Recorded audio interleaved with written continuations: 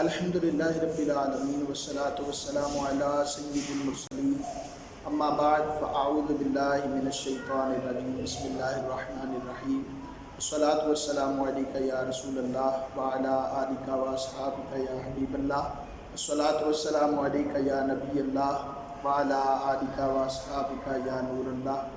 اللہ کے محبوب علیہ السلام نے ارشاد فرمایا، جس نے مجھ پر ایک مرتبہ درود پاک پڑھا اللہ تعالیٰ اس پر 10 بار رحمت نازل فرمائے گا۔ صلو علی الحبیب صلی اللہ تعالیٰ علی محمد وعلی آلہ وصحبہ وبارک وسلم۔ اللہ کے محبوب علیہ السلام کا فرمان علی شان ہے، اس کو میرے شیخ طریقت امیر اہل سنت مولانا الیاس قادری صاحب نے نیکی کی دعوت کتاب میں بھی نقل فرمایا، اور امام غزالی رحمۃ اللہ تعالیٰ علیہ نے اس کو مکاشفۃ القلوب میں بھی نقل فرمایا۔ حضور فرماتے ہیں، سیأتی زمان علی امتی یحبون خمسا وینسون خمسا، فرمایا ان قریب میری امت پر ایک زمانہ ایسا آئے گا کہ وہ لوگ 5 چیزوں سے محبت کریں گے اور 5 چیزوں کو بھول جائیں گے۔ یحبون الدنیا وینسون الآخرہ، وہ لوگ دنیا سے محبت کریں گے اور آخرت کو بھول جائیں گے۔ یحبون المال وینسون الحساب، وہ لوگ مال سے محبت کریں گے اور حساب کو بھول جائیں گے۔ یحبون الخلق وینسون الخالق، وہ لوگ مخلوق سے محبت کریں گے اور خالق کو بھول جائیں گے۔ یحبون الذنوب وینسون التوبۃ، وہ لوگ گناہوں سے محبت کریں گے اور توبہ کو بھول جائیں گے۔ یحبون القصور وینسون المقبرہ او کما قال النبی صلی اللہ علیہ وسلم، وہ لوگ کوٹھیوں سے محبت کریں گے اور اپنی قبروں کو بھول جائیں گے۔ اللہ کے محبوب علیہ السلام نے 1400 سال پہلے غیب کی خبر دیتے ہوئے آج کے دور کی نشاندہی فرمائی کہ ایک وقت ایسا آئے گا، سیأتی زمان علی امتی، میری امت پر ایک وقت آئے گا، یحبون خمسا وینسون خمسا، وہ لوگ 5 چیزوں سے محبت کریں گے اور 5 چیزوں کو بھول جائیں گے۔ پہلی بات جو نبی پاک علیہ السلام نے بیان فرمائی ہے وہ ہے یحبون الدنیا وینسون الآخرۃ، وہ لوگ دنیا سے محبت کریں گے اور آخرت کو بھول جائیں گے۔ دنیا کی محبت یہ ہر گناہ کی جڑ ہے۔ الزواجر کے اندر دنیا کی محبت کو کبیرہ گناہوں میں شامل فرمایا گیا۔ آج ہر بندے کو دیکھیں دنیا کی محبت دل میں بسائے ہوئے آخرت سے یکسر غافل نظر آتا ہے۔ ہر بندے کو فکر ہے کہ میں دنیا کما لوں، میری دنیا بن جائے، میری اچھی شہرت ہو جائے، میرا سٹیٹس بن جائے، میرا نام بن جائے۔ صبح اٹھنے سے لے کر رات سونے تک وہ بندہ صرف اور صرف دنیا کی خاطر ہی اپنے لمحات گزارتا ہے۔ ہمیں پتہ نہیں کیا ہو گیا ہے، ہم دنیا کو سب کچھ سمجھ رہے ہیں۔ میرے مصطفیٰ کریم صلی اللہ علیہ وآلہ وسلم نے ارشاد فرمایا تھا، دنیا مردار اور اس کا لالچی کتا ہے۔ فرمایا دنیا مردار اور اس کا لالچی کتا ہے۔ علماء فرماتے ہیں کہ مردار کے اوپر تو کوے بھی گرتے ہیں، مردار کے اوپر تو گدھ بھی گرتی ہے، لیکن دنیا مردار اور اس کا لالچی کتا ہی کیوں ہے؟ دنیا مردار اور اس کا لالچی کوا کیوں نہیں ہے؟ دنیا مردار اور اس کا لالچی گدھ کیوں نہیں؟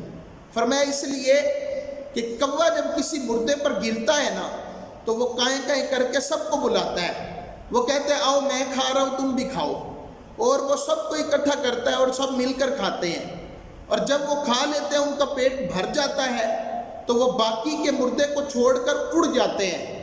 لیکن کتے کے اندر یہ صفت ہے کہ جب وہ کسی مردار پر گرتا ہے تو کسی دوسرے کتے کو پاس نہیں آنے دیتا، اور جب اس کا پیٹ بھر جاتا ہے تو پھر بھی کسی دوسرے کتے کو پاس نہیں آنے دیتا۔ فرمایا دنیا مردار اور اس کا لالچی کتا ہے۔ مطلب کیا ہے؟ مطلب یہ ہے کہ دنیا دار کا بینک بیلنس بھرا بھی ہوگا تو اس کی خواہش ہوگی کہ مال صرف میرے پاس ہے، میرے دوسرے بھائی کے پاس نہ چلا جائے۔ اس کی خواہش ہوتی ہے میں ہی کھاؤں کوئی دوسرا نہ کھائے۔ کبھی ایسا وقت تھا کہ بزرگ حضرات جو ہوتے تھے وہ فرماتے ہیں کہ جب ایک دکاندار کے پاس گاہک آتا تھا تو وہ کہتا تھا آج میری بکری اچھی ہو گئی ہے، آپ ایسے کریں کہ میرے سامنے والے بھائی سے سودا خرید لیجئے تاکہ اس کی بھی بکری ہو جائے. لیکن کیا آج ہم لوگوں کی پارٹیاں نہیں توڑتے؟ کیا آج ہم ریٹ کم کر کے کوشش نہیں کرتے کہ دوسرے کے پاس جانے والا مال میرے پاس آ جائے؟ ہم کوشش کرتے ہیں جو مال اس کے بینک بیلنس میں جانا وہ میرے بینک بیلنس میں آ جائے. ہم کسی مسلمان کا بھلا کرنا ہی نہیں چاہتے. وہ کتوں والی صفت ہمارے اندر ہے. ہم چاہتے ہیں کہ جو کچھ آئے میرے پاس آئے. پتہ نہیں 2 روٹیاں کھانے والے انسان کو 100 روٹیوں کی فکر کیوں پڑ گئی؟ وہ کیوں چاہتا ہے کہ سب کچھ میرے پاس ہی آ جائے؟ دنیا کا دل دادا ہو کر اپنے رشتہ داری کو بھول گیا، وہ اپنے گھر والوں کو بھول گیا، وہ اپنے آس پاس والوں کو بھول گیا، وہ دوستوں کو بھول گیا. ہم دنیا کے اتنے عاشق ہو چکے ہیں کہ ہمیں آخرت کا بالکل پتہ ہی نہیں ہے، یاد ہی نہیں. صبح سے لے کر شام تک شاید یہ آخرت کا خیال آتا ہو، شاید 2 گز قبر کا خیال آتا ہو. حضرت عیسیٰ علیہ السلام گزر رہے تھے. آپ علیہ السلام نے ایک بستی کو دیکھا کہ بستی والے سارے تباہ و برباد پڑے ہیں، حتیٰ کہ کیڑے بھی مر چکے ہیں. آپ نے سوچا لگتا ہے یہاں اللہ رب العالمین جل وعلا کا عذاب ہوا ہے.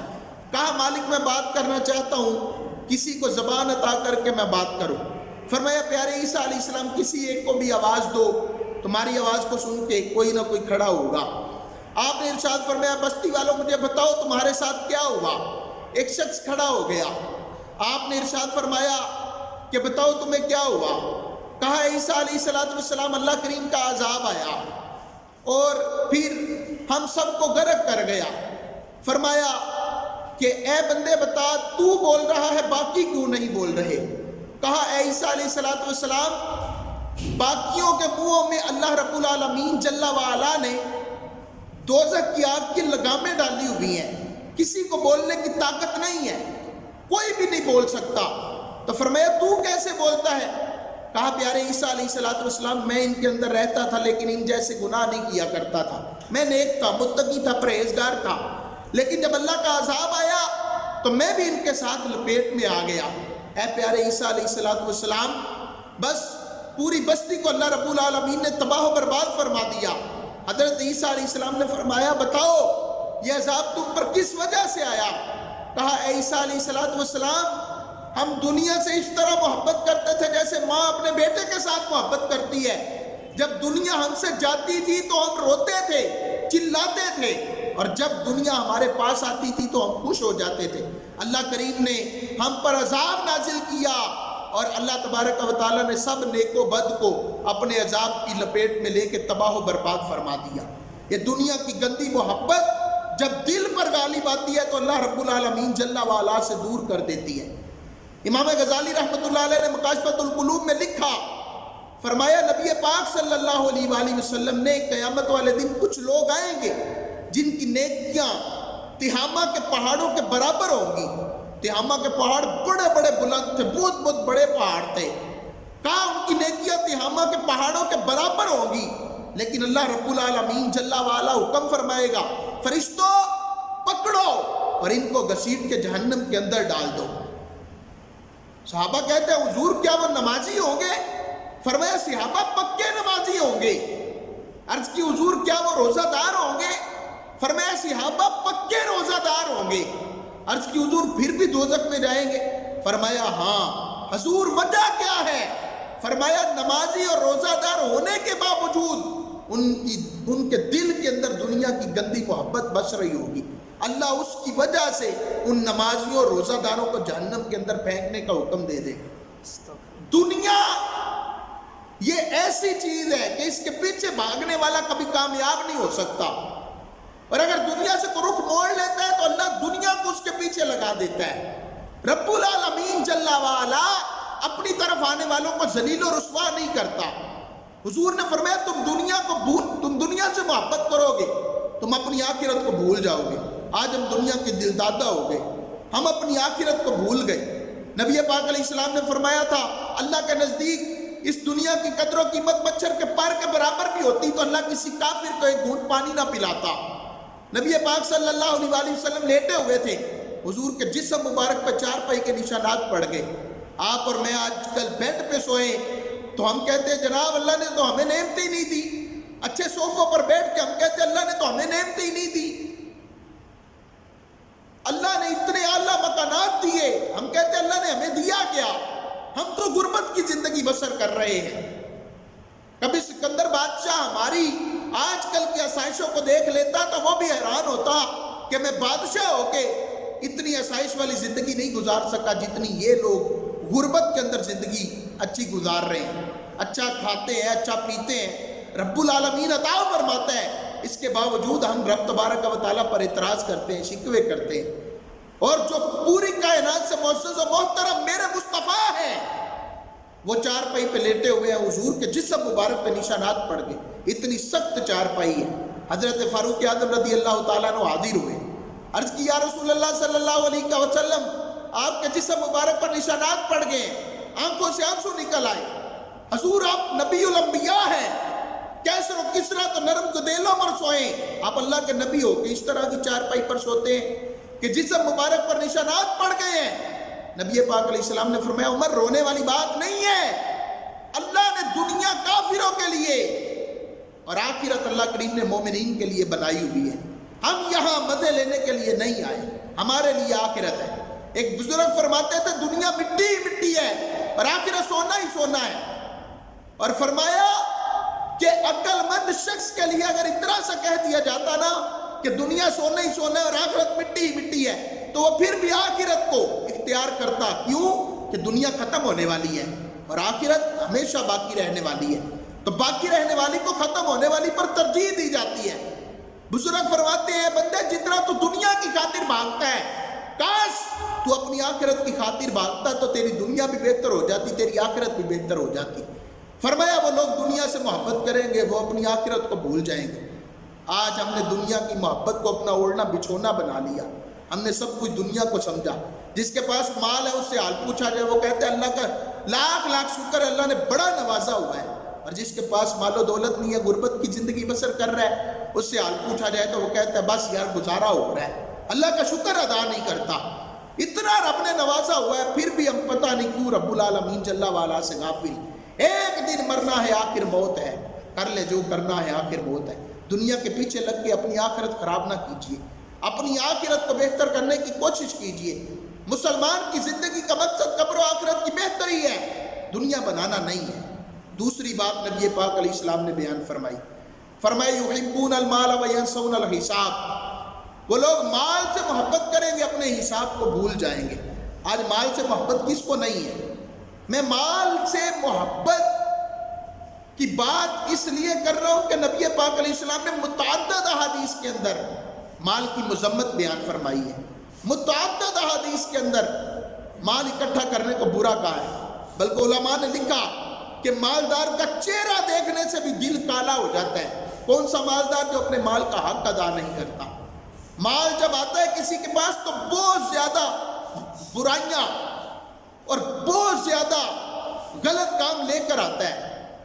مال جب کسی بندے کے ساتھ پاس آتا ہے تو اپنے ساتھ غرور و تکبر تفاخر کو لے کر آتا ہے، وہ غریب کو کچھ سمجھتا ہی نہیں، اپنے سے چھوٹے کو سلام کرنا اچھا نہیں سمجھتا، وہ کسی کے سلام کا جواب دینا اچھا نہیں سمجھتا۔ نبی پاک صاحب اللہ صلی اللہ علیہ وسلم کی حدیث پاک کا مفہوم ہے، جب درہم کو اللہ کریم نے پیدا فرمایا تو شیطان نے چوم کے آنکھوں سے لگایا تھا، کہا تھا جو تیرے پیچھے آئے گا وہ میرا غلام ہوگا، وہ میرا نوکر ہوگا، وہ میرا خادم ہوگا، جو تیرے پیچھے زندگی گزارے گا وہ میرا غلام بن کے زندگی گزارے گا۔ آج کیا ایسا نہیں ہو رہا؟ دین حضور نے فرمایا تھا غریبوں میں آیا غریبوں میں رہے گا، قیامت تک غریبوں میں ہی رہے گا، غریب ہی دین کا سہارا بنے گے۔ دولت مند تو دین کے سامنے کھڑا ہو جاتا ہے، اس کو دین کا مسئلہ بتائے تو وہ ماننے کو راضی نہیں ہوتا۔ ایک بدکار بندہ، ایک دولت مند، یہ دو لوگ دین کے سامنے کھڑے ہو جاتے ہیں، علماء کی باتیں ان کو بری لگتی ہیں، یہ علماء کو تحقیر کی نظر سے دیکھتے ہیں۔ حضور نے فرمایا تھا مال تو آئے گا لیکن تم اپنی آخرت کے حساب کو بھول جاؤ گے، تمہیں حساب دینا پڑے گا۔ ہم مال سے اتنی محبت کر رہے ہیں کہ ہمیں رشتے بھی بھول گئے، بھائی کو کچھ نہیں تھا، میرا مال کی وجہ سے رشتہ ختم ہو گیا۔ بہن دروازے پہ آ جاتی ہے، کوئی ادھار مانگ لے، ہم ادھار نہیں دینا گوارا کرتے۔ نبی پاک علیہ السلام نے فرمایا تھا کہ صدقے کا ثواب 10 گنا اور ادھار دینے کا ثواب اللہ نے 18 گنا رکھا ہوا ہے۔ لیکن ہم ادھار نہیں دیتے کہ واپس نہیں ملنا.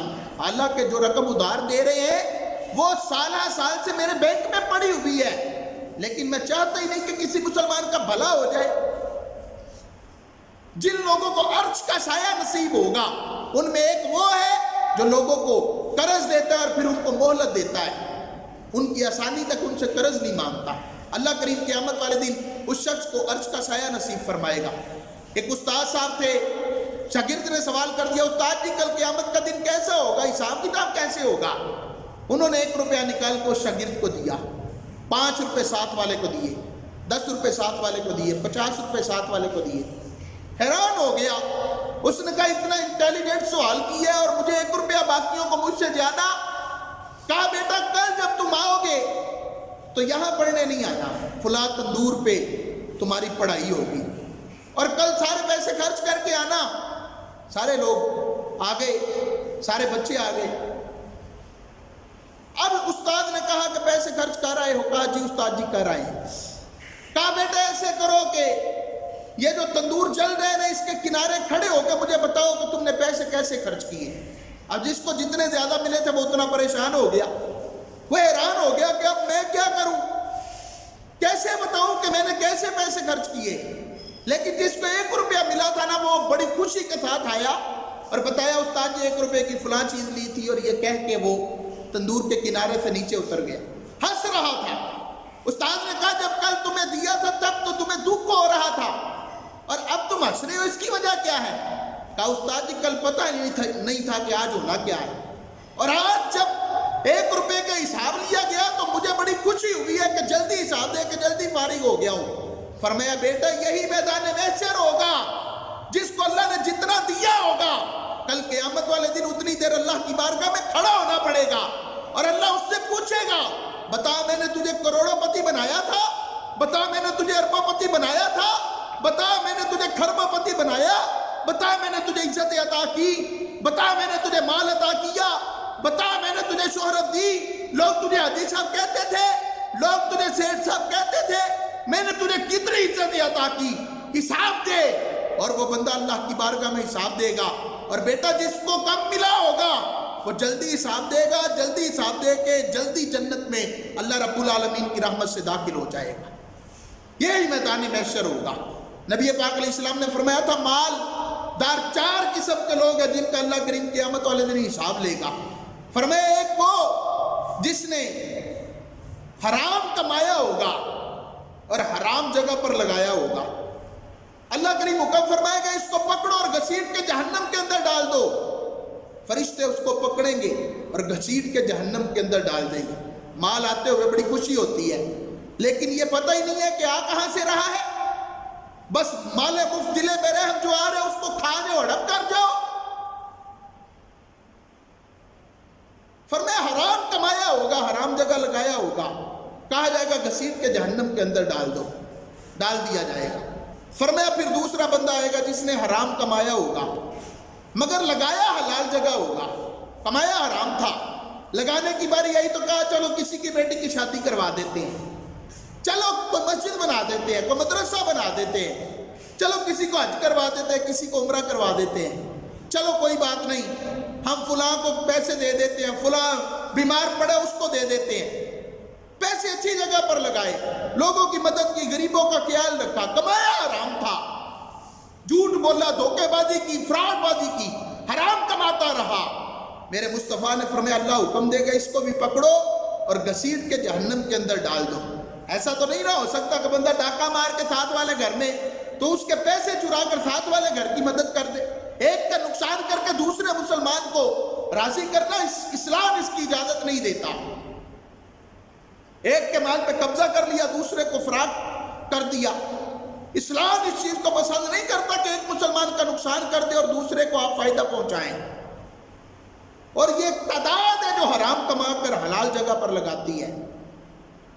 فرمایا اس کو بھی جہنم کے اندر ڈال دیا جائے گا.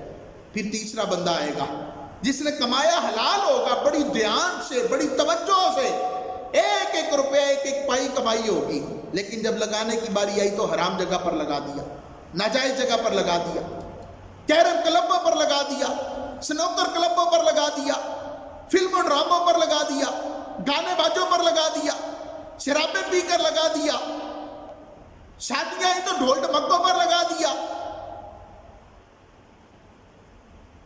पतंगबाजी पर लगा दिया, जुए में लगा दिया, क्रिकेट मैचों में लगा दिया, कमारबाजी कर ली, मुसलमानों को तकलीफ देने में पैसा खर्च किया, कमाया हलाल था लेकिन लगाने की बारी आई तो हराम जगह पर लगाता रहा। अल्लाह फरमाएगा इसको भी पकड़ो और इसको घसीट के जहन्नम के अंदर डाल दो। फिर हुजूर ने फरमाया चौथा बंदा आएगा जिसने कमाया भी हलाल होगा और लगाया भी हलाल जगह पर होगा। तो मालिक क्या इसकी बख्शिश हो जाएगी? फरमाया नहीं, इसको मेरी बारगाह में खड़ा करो, मैंने इससे हिसाब लेना है। हुजूर फरमाते हैं उसको अल्लाह की बारगाह में खड़ा किया जाएगा। और अहादीस गवाह है, मेरे मुस्तफ़ा ने फरमाया जिसको क़यामत वाले दिन अल्लाह की बारगाह में खड़ा कर दिया गया उसके बचने की उम्मीद कोई नहीं है। हुजूर फरमाते हैं फिर उसको अल्लाह की बारगाह में खड़ा किया जाएगा, फिर अल्लाह उससे हिसाब लेगा। मफहूम है, अल्लाह पूछेगा बता तूने अपने माल का हक अदा किया, मैंने तुझे माल दिया था, बता तूने अपने हमसाये की मदद की, तेरी गली में कोई तड़प तड़प कर मर गया, तेरी जेब से पैसा क्यों ना निकला, तेरे हमसाये में तेरा हमसाया भूखा सो गया, तेरे घर से सालन उसके घर में क्यों ना गया, तूने उसकी मदद क्यों ना की, तेरे बच्चे फल खा के छिल के बाहर फेंक देते थे, लोगों के दिल छलनी कर देते थे, तूने अपने साथ वालों का क्यों ख्याल ना किया, तूने अपने माल की ज़कात क्यों ना निकाली, फितरा क्यों ना अदा किया, तेरा माल जो है वो कहां कहां पर खर्च होता रहा। फरमाया अगर उसका माल सही जगह पर खर्च होता रहा और वो हक अदा करता रहा तो अल्लाह रब्बुल आलमीन जल्ला वाला उस बंदे की मगफिरत फरमाएगा, वरना उसको भी जहन्नम के अंदर डाल दिया जाएगा। फरमाया तुम लोग माल से मोहब्बत करोगे, तुम हिसाब को भूल जाओगे। हिसाब बड़ा सख्त है, हिसाब बड़ा सख्त है। खुदारा रब्बुल आलमीन जल्ला वाला से माल मांगिए ज़रूर, माल आना बुरा नहीं है, लेकिन ये दुआ किया करे कि या अल्लाह माल दे मगर माल की मोहब्बत से महफूज फरमा।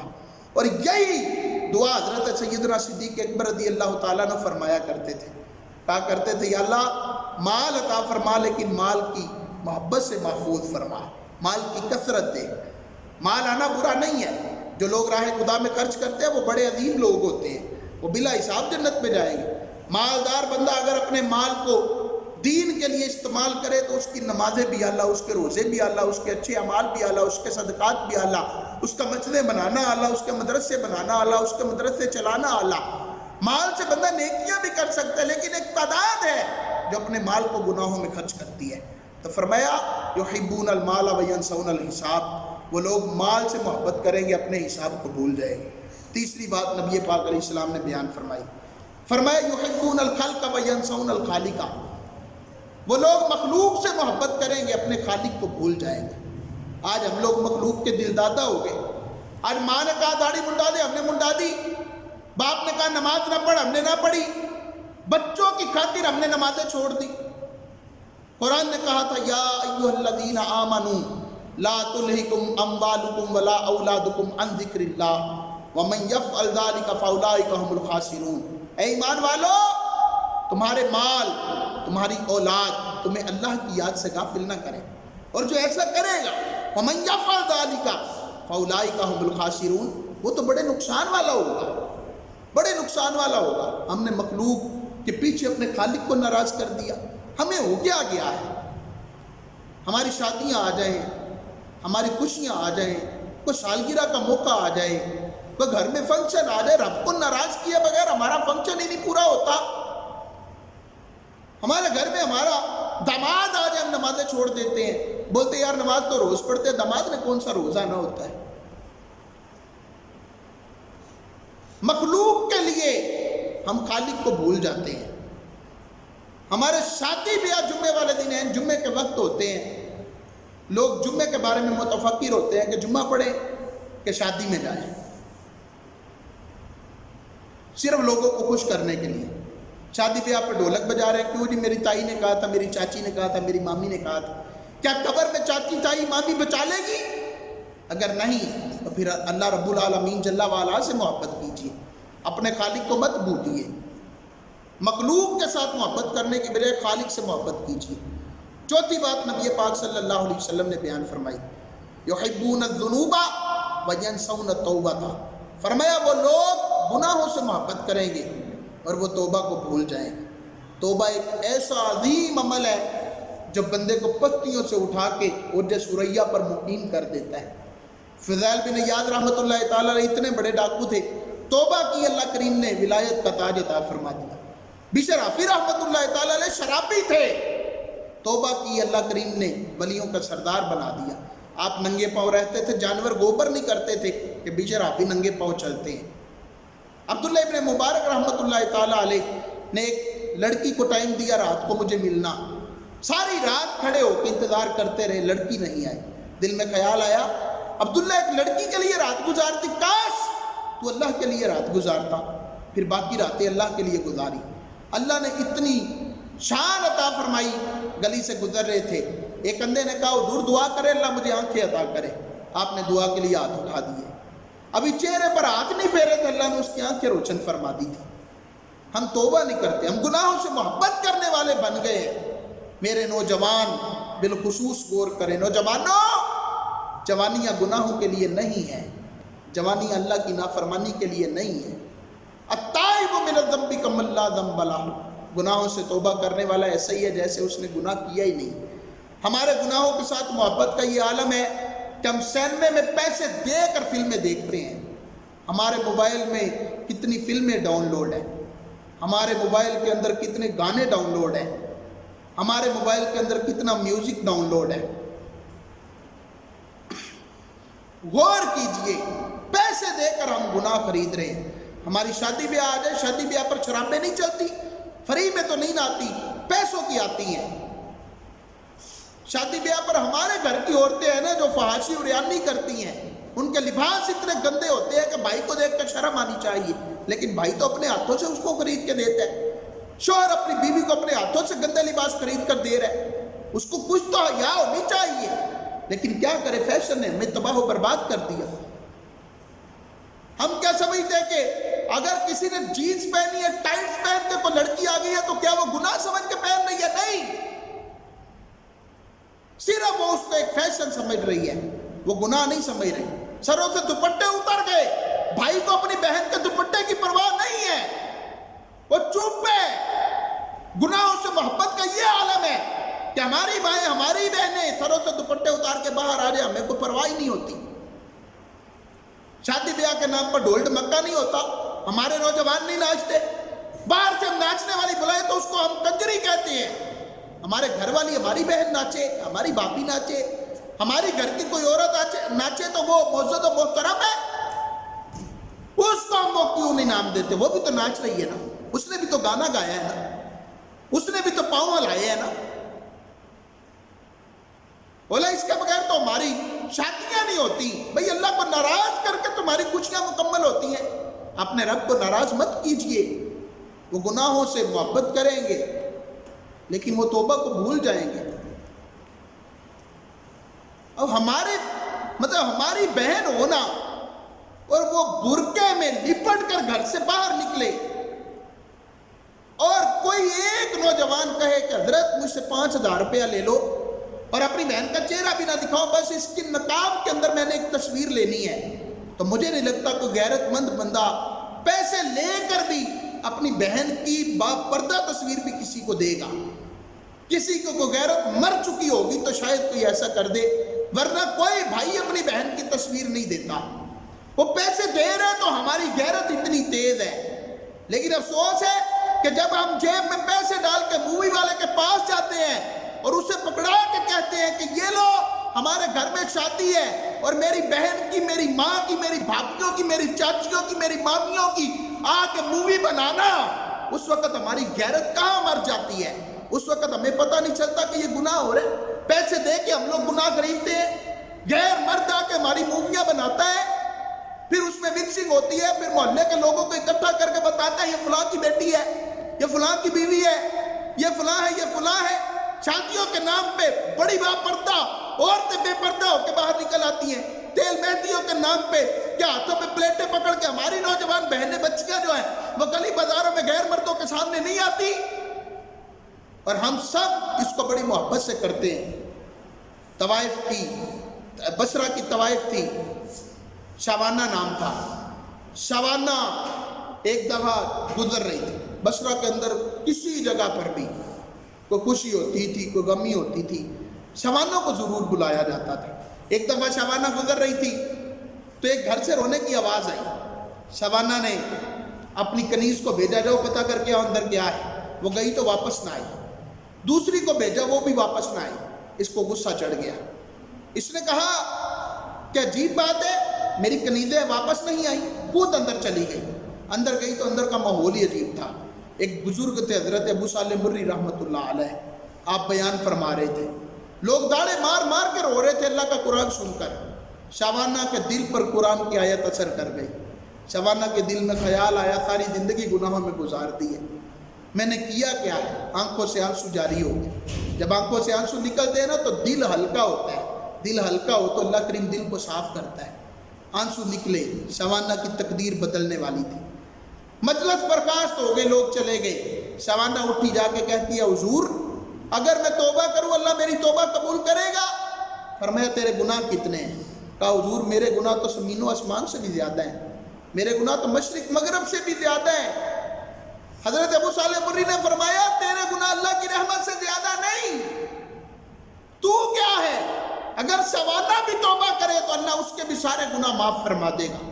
تڑپ کے کہتی ہے، حضور شوانہ کوئی اور نہیں، وہ تو آپ کے سامنے بیٹھی ہوئی ہے، گئی تھی تو طوائف تھی، جب توبہ کر کے واپس پلٹی تو اللہ نے ولایت کا تاج عطا فرما دیا تھا۔ بس ایک توبہ ہی ہے جس پر ہم عمل نہیں کرتے۔ یہ توبہ کر لے، ہم اللہ رب العالمین جل وعلا کی بارگاہ کے مقرب بن جائیں۔ ہمیں دنیا کی محبت نے بڑی دور کر دیا اپنے خالق سے۔ فرمایا وہ گناہوں سے محبت کریں گے، وہ توبہ کو بھول جائیں گے۔ آج ہم توبہ کو بھول گئے۔ آئیے رب کی بارگاہ میں صرف شرمندگی کے چند آنسو بہا لیجیے۔ رب العالمین تو اتنا رحیم، اتنا کریم ہے، وہ یہ نہیں کہتا کہ تم نے ساری زندگی میری نافرمانیاں کی اب تو نہیں مانوں گا، نہ، رب اتنا کریم ہے، ایک دفعہ بندہ ندامت کے ساتھ آ جائے اللہ اس کے پچھلے سارے گناہ معاف فرما دیتا ہے۔ حضرت سیدنا بہلول دانا رحمۃ اللہ علیہ بیٹھے ہوئے تھے بازار کے اندر، خلیفہ ہارون الرشید گزرا۔ کہا بہلول کیا کر رہے ہو؟ کہا بندوں کی اللہ سے صلح کروا رہا ہوں۔ کہا پھر بندے صلح کر نہیں رہے؟ کہا اللہ تو مان رہے لیکن بندے نہیں مان رہے۔ کچھ دنوں کے بعد وہی بہلول قبرستان میں بیٹھے تھے۔ بہلول یہاں کیا کر رہے ہو؟ کہا بندوں کی اللہ سے صلح کروا رہا ہوں۔ کہا پھر؟ کہا آج بندے تو مان رہے ہیں مگر اللہ نہیں مان رہا۔ جب دنیا میں ہوتے اللہ مان سکتا ہے، اللہ کو منوا لو، لیکن جب مر جائیں گے تو پھر قبر میں جانے کے بعد اللہ نہیں مانے گا۔ پھر بندہ کہے گا مولا تو مجھ سے راضی ہو جا، لیکن اللہ ایک ایک چیز کا حساب لے گا۔ فرمائے یحبون الذنوب وینسون التوبۃ، وہ لوگ گناہوں سے محبت کریں گے، وہ توبہ کو بھول جائیں۔ پانچویں بات نبی پاک صلی اللہ علیہ وسلم نے فرمائی یحبون القصور وینسون المقبرہ، وہ لوگ کوٹھیوں سے محبت کریں گے، وہ اپنی قبروں کو بھول جائیں گے۔ 2 گز کی قبر کی تیاری ہمیں بھول گئی، ہمیں کوٹھیوں کی فکر ہے۔ ایک منزل ہے تو دوسری ہو جائے، دوسری ہے تو تیسری ہو جائے، تیسری ہے تو چوتھی ہو جائے۔ جو ماربل اس نے لگایا میں نے اس سے مہنگا لگوانا ہے۔ جتنی جگہ پر اس نے جو ہے وہ بنایا ہے مکان، میں نے اس سے بڑا مکان بنانا ہے، میں نے اس سے زیادہ کمرے بنانے ہیں، میں نے اس سے اچھے دروازے لگوانے ہیں، اس سے اچھے گیٹ لگوانے ہیں۔ لیکن موت آئی، پہلوان بھی چل دیے، خوبصورت نوجوان بھی چل دیے دنیا سے سب شاہ و گدا، کوئی بھی دنیا میں کب باقی رہا؟ ایک دن مرنا ہے، آخر موت ہے، کر لے جو کرنا ہے، آخر موت ہے۔ ہاتھی جیسوں کو پچھاڑا موت نے، کھیل کتنوں کا بگاڑا موت نے۔ تو خوشی کے پھول لے گا کب تلک؟ ارے تو یہاں زندہ رہے گا کب تلک؟ ایک دن مرنا ہے، آخر موت ہے، کر لے جو کرنا ہے، آخر موت ہے۔ اجل نے نہ چھوڑا ہی کسرا نہ دارا، اسی سے سکندر صفاتے بہارا، ہر ایک لے کے کیا کیا نہ حسرت ستارہ، پڑا رہ گیا سب یہ ہوئی ٹھاٹ سارا، جگہ جی لگانے کی دنیا نہیں ہے، یہ عبرت کی جا ہے تماشا نہیں ہے۔ بچپن نے پہلے تجھ کو برسوں کھلایا، جوانی نے پھر تجھ کو مجنوں بنایا، بڑھاپے نے پھر تجھ کو کیا کیا ستایا؟ کیا تیری سمجھ میں اب بھی نہ آیا کہ موت تیرا کرتے کی بالکل صفایا؟ جگہ جی لگانے کی دنیا نہیں ہے، یہ عبرت کی جا ہے، تماشا نہیں ہے۔ یہی تجھ کو دن ہے رہوں سب سے اعلیٰ، وہ زینت نرالی ہو فیشن نرالا۔ ارے جیا کرتا ہے کیا یوں ہی مرنے والا، تجھے حسن ظاہر نے دھوکے میں ڈالا۔ جگہ جی لگانے کی دنیا نہیں ہے، یہ عبرت کی جا ہے، تماشا نہیں ہے۔ قرآن نے کہا الہاکم التکاثر حتی زرتم المقابر، تمہیں مال کی زیادہ طلبی نے غافل کر دیا حتیٰ کہ تم نے قبروں کا منہ دیکھا۔ حضور غوث پاک فرماتے ہیں بڑے سارے لوگ بازاروں میں چلنے پھرنے والے ایسے ہوتے ہیں جن کے کفن ان بازاروں میں آ چکے ہوتے ہیں اور ان کو پتہ بھی نہیں ہوتا، وہ ان قریب مرنے والے ہوتے ہیں۔ فرمایا بڑے سارے مکان بنانے والے ایسے ہیں جن کی قبریں تیار ہو چکی ہوتی ہیں اور وہ اپنے مکان بنانے میں مصروف ہوتے ہیں، ان کو اپنے مکان میں داخل ہونے کی اجازت نہیں ملتی اور ان کو دنیا کی رونقوں سے اٹھا کے اندھیری قبر میں منتقل کر دیا جاتا ہے۔ آئیے اپنی زندگی کو قرآن و سنت کے مطابق گزاریے۔ میرے مصطفیٰ نے 1400 سال پہلے آج کے دور کی نشاندہی فرمائی تھی، آج اب اس سے باقی ہیں، آج توبہ کر لیں۔ الحمدللہ دعوت اسلامی ہمیں یہی سوچ یہی فکر مہیا کر رہی ہے۔ میرے شیخ طریقت امیر اہل سنت مولانا الیاس قادری صاحب نے ہمیں یہی پیغام دیا ہے کہ مجھے اپنی اور ساری دنیا کے لوگوں کی اصلاح کی کوشش کرنی ہے، اور یہ مقصد یہ دعوت اسلامی نے الحمدللہ اس وقت دنیا بھر میں دین کی تبلیغ کا جال بچھایا ہوا ہے۔ 200 سے زائد ممالک میں دعوت اسلامی دین کی خدمت کر رہی ہے، 160 شعبہ جات میں دعوت اسلامی دین کا کام کر رہی ہے، اور الحمدللہ دعوت اسلامی جیلوں کے اندر کام کر رہی ہے، جامعات بنائے، حافظ بنا دیا، لوگوں کو عالم بنا دیا۔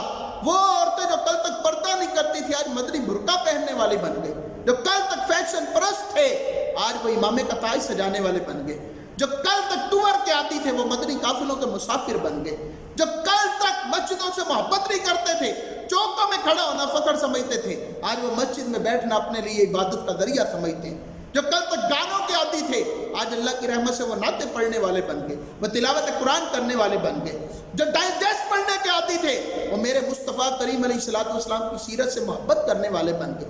دعوت اسلامی نے دنیا کو بدل کے رکھ دی ہے، چینج لے کے آئی ہے دعوت اسلامی۔ آپ بھی اس پیارے ماحول سے وابستہ رہیے، اپنی زندگی کو قرآن و سنت کے مطابق گزاری، انشاءاللہ اچھے ماحول کی برکت سے اچھا بننے کا موقع ملے گا۔ کسی نے کیا خوب کہا تھا کہ اگر لوہار کی دکان پر جائیں گے تو وہاں پر بیٹھ کر آپ کو لوہار کی دکان کے جو چنگیاڑے ہیں وہ جلا دیں گے، آپ کے کپڑے جلائیں گے، آپ کو نہیں تو آپ کے اوپر کچھ نہ کچھ اثر کرے گا۔ چنگے بندے دی صحبت یارو جویں دکان تاراں، سودا پاویں مل نہ لئیے ہلے آن ہزاراں، تو برے بندے دی صحبت یارو جویں دکان لوہاراں، کپڑے پاویں کنج کنج بھئی چنگا پہن ہزاراں۔